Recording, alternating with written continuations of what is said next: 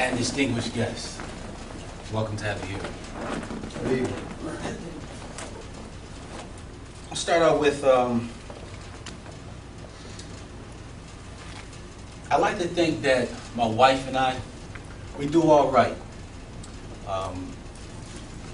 raising our children. We tell them often that we love them. We reward their successes. We encourage them through their failures. And most of all, we spend time. One of the things that we do by spending time, quality time, is very important. Don't underestimate just spending time with your children. One of the things that we do for quality time is we read stories to our children. Now, we read stories every night, religiously. It's to the point now where my son, now, he will fuss, cry, scream, kick, and to the point where he will throw up on himself if he does not get his story at night. I know you're thinking like this is a little extreme, but to tell you the truth, I know some adults who act like big kids too. Let them miss the season finale or one episode of their favorite TV show. They show out too. Now, I believe that, like many of you, there's nothing wrong with a good story every once in a while. Whether it's to entertain us, make us laugh, just to make us smile, or to give us hope during these hard times. I mean, let's face it, our communities are falling apart, and some of the older people think that these young folks that lost their cotton-picking minds. I mean, they're in and out of jail, victims of crime, dropping out of school. And speaking of school, it's like the school system is doing more harm than good. Now, with realities like this, it's no wonder why we need our stories.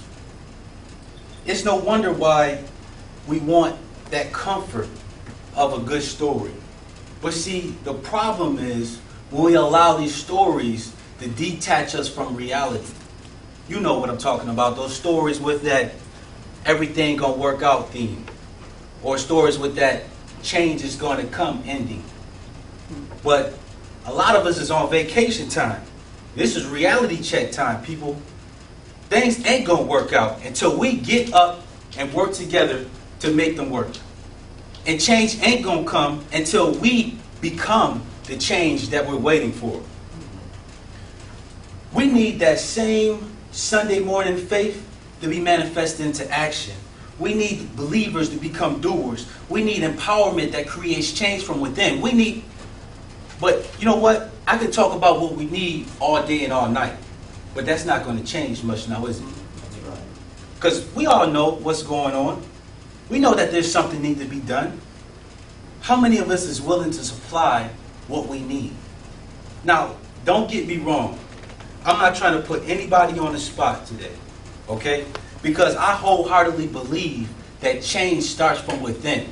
It starts with each and every one of us, okay? Now, I can't change you, okay? I can give you some suggestions. I can give you my opinion. But when it comes down to changing, you are the only one that can change you. And see, that's what it's going to take. It's going to take a series of individual and personal changes in the lives of people who make up the community, people who make up the culture and the world. That's how we're going to create change. Now, what I say is, if you want to put somebody on the spot, put yourself on the spot first. So what I've done is, I've come up with 3 things that I wanted to share with you. These are things that I've seen in my own life, in the lives of people around me, hurdles that we must overcome for us to change. First thing that's on my list is lack of self-esteem. I see this often. I mean, we're not born with self-esteem from the womb. This is something that we developed. This is something that's developed over time or destroyed. Okay, we have to understand our worth as people that can change things and contribute to the way things are. A lot of us don't even love ourselves. So if we don't love ourselves, then how can we love others? And if we don't love others, then we can't truly serve others. And without service, we really don't add any value to changing or eliminating the things that people are struggling from. Now, I'm going to get a little personal in this area because this is something that I had struggled with in the past. Now, I was taught coming up through school that C, D, and even F students like myself wouldn't make it far. Okay? And that's the way it is. I was told, I've been conditioned to believe that people without college degrees and college educations, they won't make it. They don't make it. That's what I've lived with. So the fact that I'm a self-taught technology professional and expert, the fact that I'm a self-made senior network engineer and successful business owner of an IT consulting firm, information technology consulting firm, despite the countless acknowledgments and props that I receive, I still wrestle with seeing my value. This is something that we have to overcome. See, my thinking was that if I can learn this and I can do this, if I can quadruple my salary in 5 years, then anybody can do it. They don't need my help. I couldn't teach nobody. Well, who's going to listen to me? I don't even have a college degree. But see, that's something that we have to overcome because there's value that we have. We can make a difference. The next thing on the list is helplessness. Okay? Too many of us are giving up on ourselves way too many times. We all have God-given talents and gifts that we never put to use due to helplessness. We all see what's going on around us. We know that something needs to be done. We all just throw our hands up like, who cares? And the minute that we believe that we can't help each other, all of us perish. Now, I'll share an experience with you. This is a recent experience. A conversation that I had with my brother, my homeboy that I grew up with, ran the streets with. See, now the difference is he hadn't changed. Okay? He just got out of prison a few months ago. All right? Now, little did he know, he's a leader too. And the reason I know that is because his nephew is following the same path that he's on.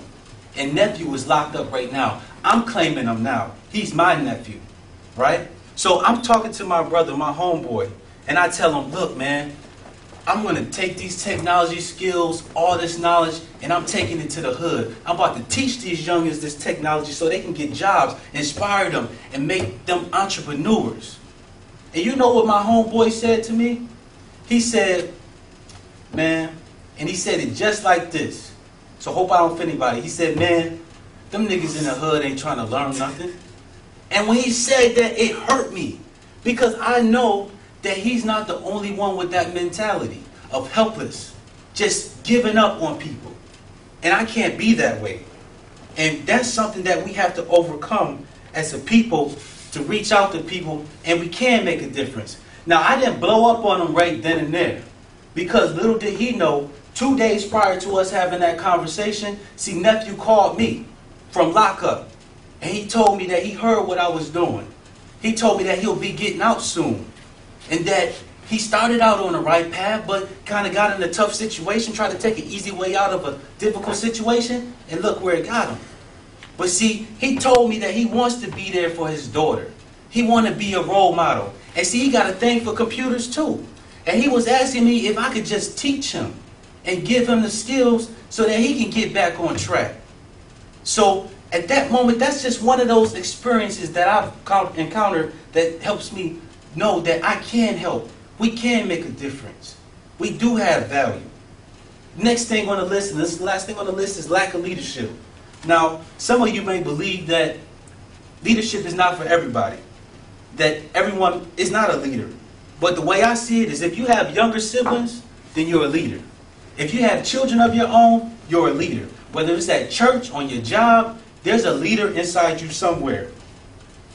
Now, we spend so much time looking for leaders. We're looking everywhere instead of inside for that leadership. I know I've done it myself. I listened to speeches from Malcolm and Martin, and I said, where's the Malcolms and Martins of today? Where's that type of leadership today? Well, you know what?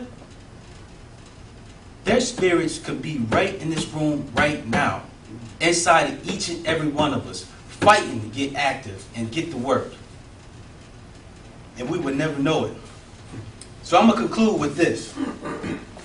I've created a technology focused, a technology youth focused organization, right? To bring out the best in our youth, to bring out the best in everyone involved.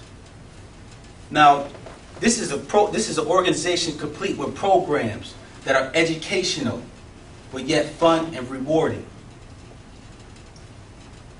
This is designed to capture the attention of the youth, to bring out the best in them. And the way I see it is, if we take care of the youth, we'll get the parents' attention. We get the parents' attention, we get the community's attention. We create empowerment that creates change from within. We impact enough communities, we can impact the culture, the world. Now, I need your help in this organization. Now, knowing what you know right now, the situations that our youth is facing, the failing education system, and you still don't do anything, it makes me wonder, what stories are you telling yourself at night to get to sleep, if you really care? So, I want you to bring your talents, your gifts. Come serve with me. Stand with me. And together, we will rewrite a new story. Thank you.